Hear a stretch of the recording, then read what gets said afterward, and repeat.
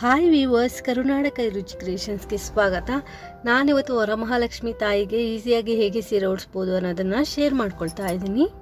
ನಾನಿಲ್ಲಿ ಸೀರೆಯಲ್ಲೇ blouse ಪೀಸನ್ನು cut ಮಾಡಿಕೊಂಡು blouse ಪೀಸನ್ನು ಮಧ್ಯಭಾಗಕ್ಕೆ fold ಮಾಡಿಕೊಂಡು ಬಾರ್ಡರ್ ಹತ್ರ ದೇವಿಯ ಕೈಗಳನ್ನ ಇಟ್ಬಿಟ್ಟು ದೇವಿಯ ಕೈಗಳನ್ನ ಬ್ಲೌಸ್ ಪೀಸಿಂದ ಸುತ್ತಿ ಗುಂಡ್ ಪಿನ್ನಿಂದ ನಾನಿಲ್ಲಿ ಸೆಕ್ಯೂರ್ ಮಾಡ್ಕೊಳ್ತಾ ಇದ್ದೀನಿ. ನಾವು ಬ್ಲೌಸ್ ಹಾಕೊಂಡಾಗ ನಮ್ಮ ಕೈ ಹೇಗೆ ಕಾಣಿಸುತ್ತೆ ಅದೇ ರೀತಿಯಲ್ಲಿ ದೇವಿಯ ಕೈಯು ಸಹ ನೀಟಾಗಿ ಕಾಣಿಸ್ಬೇಕು. ಆ ರೀತಿಯಲ್ಲಿ ನಾವು ಬ್ಲೌಸ್ ಪೀಸಿಂದ ದೇವಿಯ ಕೈಗಳನ್ನ ಕವರ್ ಮಾಡ್ಕೋಬೇಕಾಗತ್ತೆ. ಬ್ಲೌಸ್ ಪೀಸಿನ ಇನ್ನೊಂದು ತುದಿಯಲ್ಲೂ ಸಹ ದೇವಿಯ ಕೈಗಳನ್ನ ಈ ರೀತಿ ಇಟ್ಟು ಬ್ಲೌಸ್ ಪೀಸನ್ನು ದೇವಿಯ ಕೈಗಳಿಗೆ ಸುತ್ತಬಿಟ್ಟು ಗುಂಡ್ ಪಿನ್ ಅಥವಾ ಬಟ್ಟೆ ಪಿನ್ನಿಂದ ನಾವಿಲ್ಲಿ ಸೆಕ್ಯೂರ್ ಮಾಡ್ಕೋಬೇಕಾಗತ್ತೆ. ಹೊಸದಾಗಿ ಯಾರೆಲ್ಲ ನಮ್ಮ ಚಾನಲ್ ನೋಡ್ತಾ ಇದ್ದೀರಾ, ನಮ್ಮ ಚಾನಲ್ನ ಸಬ್ಸ್ಕ್ರೈಬ್ ಮಾಡ್ಕೊಂಡು ನೋಡಿ. ವಿಡಿಯೋ ಇಷ್ಟ ಆದರೆ ಒಂದು ಲೈಕ್ ಕೊಡಿ, ಹಾಗೆ ನಿಮ್ಮ ಫ್ಯಾಮಿಲಿ ಫ್ರೆಂಡ್ಸ್ಗೂ ಸಹ ವಿಡಿಯೋನ ಶೇರ್ ಮಾಡ್ಕೊಳ್ಳಿ. ದೇವಿಯ ಎರಡೂ ಕೈಗಳನ್ನ ಬ್ಲೌಸ್ ಪೀಸಿಂದ ಈ ರೀತಿ ಕವರ್ ಮಾಡ್ಕೊಳ್ತಾ ಇದ್ದೀನಿ. ಈಗ ಸೀರೆಯನ್ನು ಹೇಗೆ ನೆರಿಗೆ ಮಾಡ್ಕೊಳ್ಳೋದು ಅಂತ ನೋಡೋಣ. ಸೀರೆಯನ್ನು ಹಾಡಿಕೊಂಡು ನಾವು ನಾರ್ಮಲ್ ಆಗಿ ಸೀರೆ ಇಟ್ಕೊಳ್ತೀವಲ್ಲ, ಆ ಕಡೆಯಿಂದ 2 ರಿಂದ 2.5 ಇಂಚು ಅಗಲ ಆಗುವಷ್ಟು ಪ್ಲೀಟ್ಸನ್ನು ಮಾಡ್ತಾ ಬರಬೇಕಾಗುತ್ತೆ. ನಾವಿಲ್ಲಿ ಮುಕ್ಕಾಲು ಭಾಗ ಸೀರೆಯನ್ನು ಇದೇ ರೀತಿಯಾಗಿ ಪ್ಲೀಟ್ಸನ್ನು ಮಾಡ್ಕೋಬೇಕು. ನಾವು ನಾರ್ಮಲ್ ಆಗಿ ಸೆರಿಗೆಗೆ ಎಷ್ಟು ಪಾರ್ಟ್ ಬಿಡ್ತೀವಿ ಅಷ್ಟು ಪಾರ್ಟನ್ನು ಸೆರಿಗೆಗೆ ಬಿಟ್ಕೊಂಡು ಉಳಿದಿರುವಂಥ ಭಾಗನ ಇದೇ ರೀತಿಯಾಗಿ ಪ್ಲೀಟ್ಸನ್ನು ಮಾಡ್ಕೋಬೇಕಾಗುತ್ತೆ. ನಿಮಗೆ ಒಂದೇ ಸಲ ಪ್ಲೀಟ್ಸನ್ನು ಹಿಡಿಲಿಕ್ಕೆ ಆಗದೆ ಇದ್ದಾಗ ಒಂದು 7 ರಿಂದ 8 ಪ್ಲೀಟ್ಸನ್ನು ಮಾಡಿ ಜೋಡಿಸ್ಕೊಂಡು ಸೀರೆಯ ಬಾರ್ಡರ್ 2 ಬಾರ್ಡರ್ಗಳಲ್ಲಿ ಪ್ಲೀಟ್ಸನ್ನು ಜೋಡಿಸ್ಬಿಟ್ಟು ಕ್ಲಿಪ್ ಅಥವಾ ಪಿನ್ನನ್ನು ಸೇರಿಸ್ಕೋಬೇಕು. ನಂತರ ಮಧ್ಯಭಾಗದಲ್ಲೂ ಸಹ ಇದೇ ರೀತಿ ನೆರಿಗೆಗಳನ್ನ ಜೋಡಿಸ್ಬಿಟ್ಟು ಪಿನ್ನನ್ನು ಹಾಕ್ಕೊಂಡು ನಂತರ ನೆರಿಗೆಗಳನ್ನ ಕಂಟಿನ್ಯೂ ಮಾಡ್ತಾ ಹೋಗಬೇಕು. ಇದೇ ರೀತಿ ಮುಕ್ಕಾಲು ಭಾಗ ಸೀರೆಯನ್ನು ನಾವು ನೆರಿಗೆಗಳನ್ನ ಮಾಡಿ ಕ್ಲಿಪ್ಪನ್ನು ಸೇರಿಸ್ಕೋಬೇಕಾಗತ್ತೆ. ನಾನಿಲ್ಲಿ ಒಂದು 10 ಪ್ಲೀಟ್ಸನ್ನು ಮಾಡ್ತಾ ನೆರಿಗೆಗಳನ್ನ ಜೋಡಿಸ್ಬಿಟ್ಟು ಕ್ಲಿಪ್ಗಳನ್ನ ಸೇರಿಸ್ಕೊಂಡು ನೆರಿಗೆಗಳನ್ನ ಮತ್ತೆ ಕಂಟಿನ್ಯೂ ಮಾಡಿಬಿಟ್ಟು ಆ ನೆರಿಗೆಗಳನ್ನೆಲ್ಲ ಮತ್ತೆ ಜೋಡಿಸ್ಬಿಟ್ಟು ಒಂದೇ ಕ್ಲಿಪ್ಪಲ್ಲಿ ನಾನಿಲ್ಲಿ ಜೋಡಿಸ್ಕೊಳ್ತಾ ಇದ್ದೀನಿ.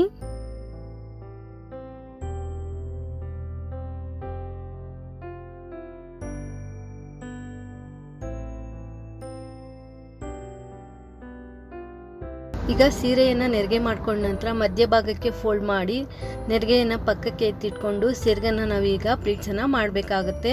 ನಾವು ನಾರ್ಮಲ್ ಆಗಿ ಸೀರೆ ಉಟ್ಕೊಂಡಾಗ ಹೇಗೆ ಪ್ಲೀಟ್ಸ್ ಮಾಡ್ಕೊಳ್ತೀವಿ ಆ ರೀತಿ ಎಲ್ಲಾದರೂ ಪ್ಲೀಟ್ಸನ್ನು ಮಾಡ್ಕೋಬಹುದು, ಅಥವಾ ಸೀರೆಯನ್ನು ಮಧ್ಯಭಾಗಕ್ಕೆ ಫೋಲ್ಡ್ ಮಾಡಿನೂ ಸಹ ನಾವಿಲ್ಲಿ ಪ್ಲೀಟ್ಸನ್ನು ಮಾಡ್ಕೋಬಹುದು. ನೀವು ಯಾವ ರೀತಿ ಸೆರಗು ಹಾಕ್ತೀರಾ ಅನ್ನೋದ್ರ ಮೇಲೆ ನೀವಿಲ್ಲಿ ಪ್ಲೀಟ್ಸನ್ನು ಮಾಡ್ಕೊಳ್ಳಿ. ನಾನಿಲ್ಲಿ ನಾರ್ಮಲ್ ಆಗಿ ಸೀರೆ ಉಟ್ಕೊಳ್ತೀವಲ್ಲ ಆ ರೀತಿಯಲ್ಲಿ ಸಣ್ಣದಾಗಿ ಪ್ಲೀಟ್ಸನ್ನು ಮಾಡಿ ಸೆರಗಿನ ತುದಿಗೆ ಒಂದು ಕ್ಲಿಪ್ಪನ್ನು ಹಾಕಿ ನಂತರ ಉಳಿದಿರುವಂತಹ ಪ್ಲೀಟ್ಸನ್ನು ಈ ರೀತಿ ಜೋಡಿಸ್ಬಿಟ್ಟು ಕ್ಲಿಪ್ಗಳನ್ನ ಸೇರಿಸ್ಕೊಳ್ತಾ ಇದ್ದೀನಿ. ಇದೇ ರೀತಿಯಲ್ಲಿ ನಾವು 1.5 ಮಾರ ಆಗುವಷ್ಟು ಸೆರಗನ್ನ ಪ್ಲೀಟ್ಸ್ ಮಾಡ್ಕೋಬೇಕಾಗತ್ತೆ.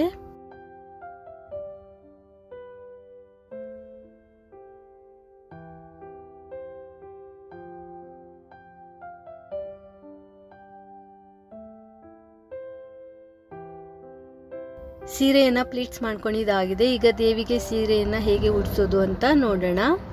ಟೇಬಲ್ ಮೇಲೆ ಇಲ್ಲಿ ನಾನೊಂದು ಪೀಠವನ್ನು ಇಟ್ಕೊಳ್ತಾ ಇದ್ದೀನಿ. ಈ ರೀತಿಯಾಗಿರುವಂಥ ಮಣೆಯನ್ನು ಇಟ್ಕೊಳ್ಳಿ. ಹೈಟು ಯಾವುದಾದ್ರೂ ಇರ್ಬೋದು. ಒಂದು ಮಣೆಯನ್ನು ಇಟ್ಕೊಂಡು ನಂತರ ಮಣೆ ಮೇಲೆ ಒಂದು ರಂಗೋಲಿಯನ್ನು ಹಾಕಿ ಅಕ್ಕಿ ತುಂಬಿಸಿರುವಂಥ ತಟ್ಟೆಯನ್ನು ಇಟ್ಕೊಳ್ಳಿ. ನಂತರ ನಾನಿಲ್ಲಿ 2 ಬಿಂದಿಗೆಗಳನ್ನ ಸೆಲ್ಲೋ ಟೇಪಿಂದ ಲಾಕ್ ಮಾಡಿಬಿಟ್ಟು ಮೇಲ್ಗಡೆ ಇರುವಂಥ ಬಿಂದಿಗೆಗೆ ಕಡ್ಡಿಯನ್ನು ಕಟ್ಟಿ ಇಟ್ಕೊಂಡಿದ್ದೀನಿ. ಕೆಳಗಡೆ ಇರುವಂಥ ಬಿಂದಿಗೆಗೆ ನಾನು ಗೋಧಿಯನ್ನು ಸೇರಿಸ್ಕೊಂಡಿದ್ದೀನಿ.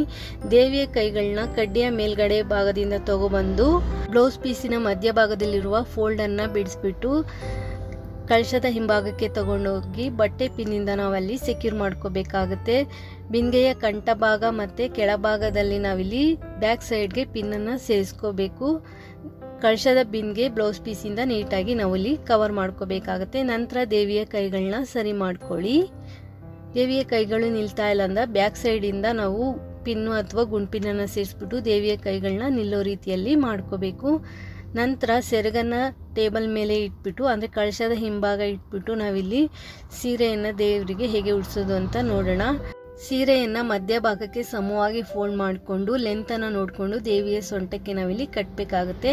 ನಾನಿಲ್ಲಿ 2 ಸೈಡಿನ ನೆರಿಗೆಗಳನ್ನ ನೀಟಾಗಿ ಜೋಡಿಸಿ ಒಂದು ಬಟ್ಟೆ ಪಿನ್ನನ್ನು ಸೇರಿಸ್ಕೊಂಡಿದ್ದೀನಿ. 2 ಸೈಡಿನ ನೆರಿಗೆಗಳಿಗೂ ಸಹ ಒಂದೊಂದು ಬಟ್ಟೆ ಪಿನ್ನನ್ನು ಹಾಕ್ಕೊಂಡಿದ್ದೀನಿ. ಕಳಶದ ಹಿಂಭಾಗದಿಂದ ತೊಗೊಂಬಂದು ಈ ರೀತಿಯಲ್ಲಾದರೂ ನಾವು ಪ್ಲೀಟ್ಸನ್ನು ಜೋಡಿಸ್ಬಿಟ್ಟು ಕ್ಲಿಪ್ಪನ್ನು ಹಾಕೋಬೋದು. ಬಟ್ ನನಗೆ ಇಲ್ಲಿ ಲೆಂತ್ ಸಿಗಲ್ಲ ಅಂತ ಹೇಳಿಬಿಟ್ಟು ನಾನೇನು ಮಾಡ್ತಾ ಇದ್ದೀನಿ, ಮಧ್ಯಭಾಗಕ್ಕೆ ಫೋಲ್ಡ್ ಮಾಡಿ ನಾವೇನು ಪ್ಲೀಟ್ಸನ್ನು ಮಾಡಿ ಇಟ್ಕೊಂಡಿರ್ತೀವಿ ಮಧ್ಯಭಾಗಕ್ಕೆ ಫೋಲ್ಡ್ ಮಾಡಿ ಸೊಂಟದ ಲೆಂತನ್ನು ನೋಡಿಕೊಂಡು ನಾವಿಲ್ಲಿ ಕೆಳಗಡೆ ಬಿಂದಿಗೆಯ ಕಂಠ ಭಾಗಕ್ಕೆ ನಾನಿಲ್ಲಿ ಕಟ್ಕೊಳ್ತಾ ಇದ್ದೀನಿ. ಸ್ವಲ್ಪ ಈ ರೀತಿ ಕಟ್ಟೋದ್ರಿಂದ ಲೆಂತ್ ಬರುತ್ತೆ. ನೆರಿಗೆಯನ್ನು ಸಹ ನೀಟಾಗಿ ನಾವು ದೊಡ್ಡದಾಗಿ ಸ್ಪ್ರೆಡ್ ಮಾಡ್ಕೋಬಹುದು. ಬ್ಯಾಕ್ ಸೈಡಿಂದ ತೊಗೊಬಂದ್ರೂ ಸಹ ನೆರಿಗೆಯನ್ನು ನಾವು ದೊಡ್ಡದಾಗಿ ಸ್ಪ್ರೆಡ್ ಮಾಡ್ಬೋದು. ಬಟ್ ಈ ರೀತಿ ಕಟ್ಟೋದ್ರಿಂದ ನನಗೆ ಸೀರೆಯಲ್ಲಿ ಲೆಂತ್ ಅನ್ನೋದು ಸಿಗುತ್ತೆ. ನಾವು ಒಂದು ದಾರನ ಇಟ್ಬಿಟ್ಟು ಮಧ್ಯ ಭಾಗಕ್ಕೆ ಫೋಲ್ಡ್ ಮಾಡಿ ದೇವಿಯ ಸೊಂಟಕ್ಕೆ ನಾನಿಲ್ಲಿ ದಾರದಿಂದ ಕಟ್ಕೊಳ್ತಾ ಇದ್ದೀನಿ. ಗ್ರಿಪ್ಪಾಗಿ ಅಲ್ಲಿ ನೀಟಾಗಿ ಕಟ್ಕೊಳ್ಳಿ, ಜಾರದೇ ಇರೋ ರೀತಿಯಲ್ಲಿ. ನಂತರ ಕ್ಲಿಪ್ಗಳನ್ನೆಲ್ಲ ರಿಮೂವ್ ಮಾಡಿಬಿಟ್ಟು ನೆರಿಗೆಗಳನ್ನ ಸ್ಪ್ರೆಡ್ ಮಾಡ್ಕೋಬೇಕಾಗತ್ತೆ. ದೇವಿಯ ಸೊಂಟದ ಹತ್ರ ನೆರಿಗೆಗಳನ್ನ ನೀಟಾಗಿ ಸಡಿಲ ಮಾಡಿಕೊಂಡು ನೀಟಾಗಿ ಅಲ್ಲಿ ಸ್ಪ್ರೆಡ್ ಮಾಡಿಕೊಂಡು ನಂತರ ನೆರಿಗೆಗಳನ್ನ ಸ್ಟೆಪ್ ಬೈ ಸ್ಟೆಪ್ ಬರೋ ರೀತಿಯಲ್ಲಿ ನೀಟಾಗಿ ಹರಡ್ಕೊಳ್ಳಿ. ಹಾಗೆ ನಾವು ನೆರಿಗೆಗೆ ಹಾಕಿರುವಂಥ ಪಿನ್ನನ್ನು ಸಹ ನಾನಿಲ್ಲಿ ರಿಮೂವ್ ಮಾಡಿಕೊಂಡು ನೆರಿಗೆಗಳನ್ನ ದೇವಿಯ ಸೊಂಟದ ಸುತ್ತ ಸ್ಪ್ರೆಡ್ ಮಾಡ್ಕೊಳ್ತಾ ಇದ್ದೀನಿ. ನೀಟಾಗಿ ನೆರಿಗೆಗಳನ್ನ ನೀವಿಲ್ಲಿ ಅರೇಂಜ್ ಮಾಡ್ಕೋಬೇಕು. ಎಷ್ಟು ಚೆನ್ನಾಗಿ ಅರೇಂಜ್ ಮಾಡ್ಕೊಳ್ತೀರಾ ಅಷ್ಟು ಚೆನ್ನಾಗಿ ಅಲಂಕಾರ ಅನ್ನೋದು ಬರುತ್ತೆ.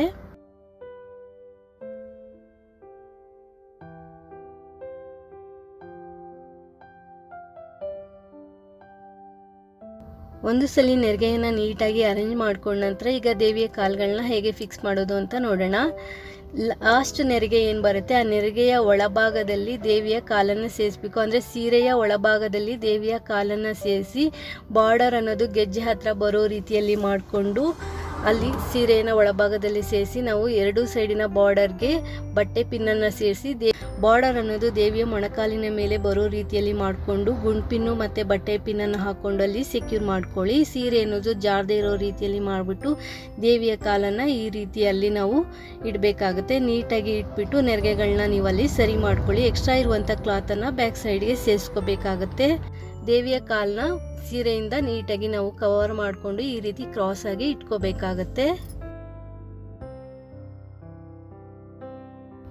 ದೇವಿಯ ಇನ್ನೊಂದು ಕಾಲನ್ನು ನಾನು ಈ ರೀತಿ ಸ್ವಲ್ಪ ಫೋಲ್ಡ್ ಮಾಡಿಬಿಟ್ಟು ದಾರದಿಂದ ಕಟ್ಕೊಂಡು ಅಲ್ಲಿ ಎಲ್ ಶೇಪ್ ಬರೋ ರೀತಿಯಲ್ಲಿ ಮಾಡ್ಕೊಳ್ತಾ ಇದ್ದೀನಿ.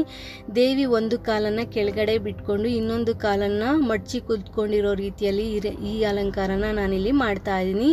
ಸೀರೆಯ ಒಳಭಾಗದಲ್ಲಿ ದೇವಿಯ ಕಾಲನ್ನು ಇಟ್ಬಿಟ್ಟು ಬಾರ್ಡರ್ ಅಂದರೆ ಗೆಜ್ಜೆ ಕಟ್ಟುವ ಜಾಗದಲ್ಲಿ ಪಿನ್ನನ್ನು ಸೇರಿಸ್ಬಿಟ್ಟು ನಂತರ ಬಾರ್ಡರ್ ಅನ್ನೋದು ದೇವಿಯ ಮೊಣಕಾಲಿನ ಮೇಲೆ ಬರೋ ರೀತಿಯಲ್ಲಿ ಮಾಡಿಕೊಂಡು ಗುಂಡ್ಪಿನ್ನು ಮತ್ತು ಬಟ್ಟೆ ಪಿನ್ನನ್ನು ಹಾಕ್ಕೊಂಡು ಅಲ್ಲಿ ಸೆಕ್ಯೂರ್ ಮಾಡ್ಕೊಳ್ಳಿ. ಸೀರೆ ಅನ್ನೋದು ಜಾರದೇ ಇರೋ ರೀತಿಯಲ್ಲಿ ಮಾಡಿಬಿಟ್ಟು ದೇವಿಯ ಕಾಲನ್ನು ಈ ರೀತಿಯಲ್ಲಿ ನಾವು ಇಡಬೇಕಾಗುತ್ತೆ. ನೀಟಾಗಿ ಇಟ್ಬಿಟ್ಟು ನೆರಿಗೆಗಳನ್ನ ನೀವು ಅಲ್ಲಿ ಸರಿ ಮಾಡ್ಕೊಳ್ಳಿ. ಎಕ್ಸ್ಟ್ರಾ ಇರುವಂಥ ಕ್ಲಾತನ್ನು ಬ್ಯಾಕ್ ಸೈಡ್ಗೆ ಸೇರಿಸ್ಕೋಬೇಕಾಗತ್ತೆ.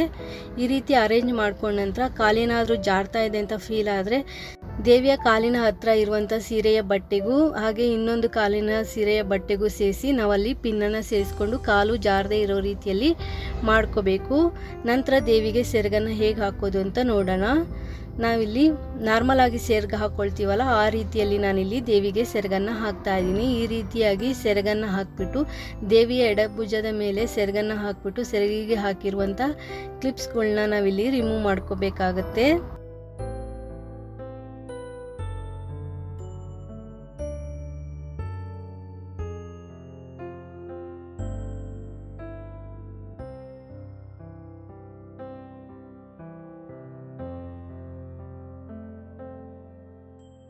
ನೀಟಾಗಿ ನಾವು ಇಲ್ಲಿ ಅರೇಂಜ್ ಮಾಡ್ಕೋಬೇಕು. ಬಲಗಡೆ ತೊಡೆಯ ಮೇಲೆ ಸೆರಗಿನ ಪಾರ್ಟ್ ಅನ್ನೋದು ಬರಬೇಕು. ಹಾಗೆ ದೇವಿಯ ಭುಜದ ಮೇಲೆ ನೀಟಾಗಿ ಸೆರಗನ್ನು ಹಾಕ್ಬಿಟ್ಟು ಕ್ಲಿಪ್ಗಳನ್ನೆಲ್ಲ ರಿಮೂವ್ ಮಾಡಿಕೊಂಡು ನೆರಿಗೆಗಳನ್ನ ನಾವಿಲ್ಲಿ ಸ್ಪ್ರೆಡ್ ಮಾಡ್ಕೋಬೇಕು. ದೇವಿಯ ಭುಜದ ಮೇಲೆ ನೆರಿಗೆಗಳು ಸ್ಟೆಪ್ ಬೈ ಸ್ಟೆಪ್ ಬರೋ ರೀತಿಯಲ್ಲಿ ಅರೇಂಜ್ ಮಾಡಿಕೊಂಡು ನಾನಲ್ಲಿ ಬಟ್ಟೆ ಪಿನ್ನಿಂದ ಸೆಕ್ಯೂರ್ ಮಾಡ್ಕೊಳ್ತಾ ಇದ್ದೀನಿ.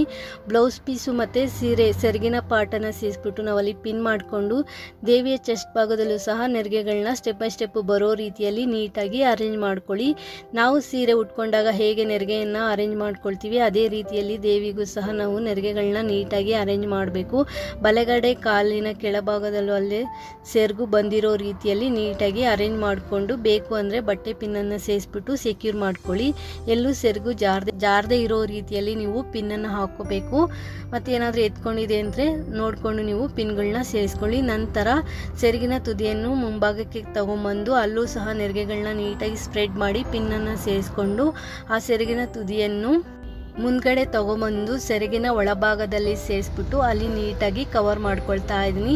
ದೇವಿಯ ಬಲಗಡೆ ಭುಜವನ್ನು ಸಹ ನಾನು ಈ ರೀತಿಯಲ್ಲಿ ಕವರ್ ಮಾಡ್ಕೊಳ್ತಾ ಇದ್ದೀನಿ. ಅಂದರೆ ನಾವು ಸೆರಗನ್ನು ಮುಂಭಾಗಕ್ಕೆ ಹಾಕೊಂಡಾಗ ಯಾವ ರೀತಿ ಕಾಣಿಸುತ್ತೆ ಆ ರೀತಿಯಲ್ಲಿ ಮಾಡಿಕೊಂಡು ಗುಂಡ್ಪಿನನ್ನು ಸೇರಿಸ್ಬಿಟ್ಟು ಅಲ್ಲಿ ನಾನು ಸೆಕ್ಯೂರ್ ಮಾಡಿಕೊಂಡು ನೀಟಾಗಿ ಅರೇಂಜ್ ಮಾಡ್ಕೊಳ್ತಾ ಇದ್ದೀನಿ.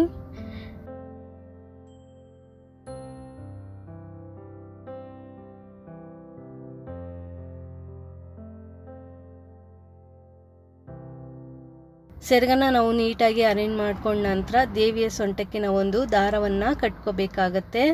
ಅಲ್ಲಿ ಒಂದು ಶೇಪ್ ಬರೋ ರೀತಿಯಲ್ಲಿ ಒಂದು ದಾರವನ್ನು ಕಟ್ಕೊಳ್ಳಿ. ನಂತರ ದಾರವನ್ನು ಕವರ್ ಮಾಡಲಿಕ್ಕೆ ನಾನಿಲ್ಲಿ ಡಾಬನ್ನು ಸೇರಿಸ್ಕೊಳ್ತಾ ಇದ್ದೀನಿ. ಲೇಸು ಅಥವಾ ಡಾಬನ್ನು ಸೇರಿಸ್ಬಿಟ್ಟು ದೇವಿಯ ಸೊಂಟಕ್ಕೆ ಒಂದು ಶೇಪನ್ನು ಕೊಟ್ಕೊಳ್ಳಿ. ನಂತರ ನಿಮ್ಮ ಬಳಿ ಇರುವಂಥ ಒಡವೆಗಳಿಂದ ದೇವಿಯನ್ನು ಅಲಂಕರಿಸಿ. ಈ ವಿಡಿಯೋ ಇಷ್ಟ ಆದರೆ ಒಂದು ಲೈಕ್ ಕೊಡಿ. ಹೊಸದಾಗಿ ಯಾರೆಲ್ಲ ನಮ್ಮ ಚಾನಲ್ ನೋಡ್ತಾ ಇದ್ದೀರಾ ನಮ್ಮ ಚಾನಲ್ನ ಸಬ್ಸ್ಕ್ರೈಬ್ ಮಾಡ್ಕೊಂಡು ನೋಡಿ. ಹಾಗೆ ಪಕ್ಕದಲ್ಲಿ ಇರುವಂಥ ಬೆಲ್ ಐಕನ್ನ ಕ್ಲಿಕ್ ಮಾಡಿ ಆಲ್ ಬಟನ್ ಒತ್ತಿ ನೆಕ್ಸ್ಟ್ ಹಾಕೋ ವಿಡಿಯೋ ನೋಟಿಫಿಕೇಷನ್ಗಾಗಿ. ಕಳಶದ ಬಿಂದಿಗೆಗೆ ನಿಮ್ಮ ಪದ್ಧತಿಯ ಪ್ರಕಾರ ನೀರು ಅಥವಾ ಅಕ್ಕಿಯನ್ನು ಸೇರಿಸಿ ಮಾವಿನೆಲೆ ವೀಳ್ಯದೆಲೆ ಇಟ್ಟು ತೆಂಗಿನಕಾಯಿ ಇಟ್ಟು ದೇವಿಗೆ ಮುಖಪದ್ಮವನ್ನು ಹಾಕಿ ಹೂಗಳಿಂದ ದೇವಿಯನ್ನು ಅಲಂಕರಿಸಿ. ಪೂರ್ತಿಯಾದ ಅಲಂಕಾರ ಆದ ನಂತರ ನೀವಿಲ್ಲಿ ದೇವಿಯನ್ನು ನೋಡ್ತಾ ಇರ್ಬೋದು. ದೇವಿ ಎಷ್ಟು ಚೆನ್ನಾಗಿ ಕಾಣಿಸ್ತಾ ಇದ್ದಾರೆ ಅಂತ. ಈ ಅಲಂಕಾರ ಇಷ್ಟ ಆದರೆ ಒಂದು ಲೈಕ್ ಕೊಡಿ. ಹೊಸದಾಗಿ ಚಾನಲ್ ನೋಡೋರು ಸಬ್ಸ್ಕ್ರೈಬ್ ಮಾಡ್ಕೊಂಡು ನೋಡಿ. Thanks for watching this video.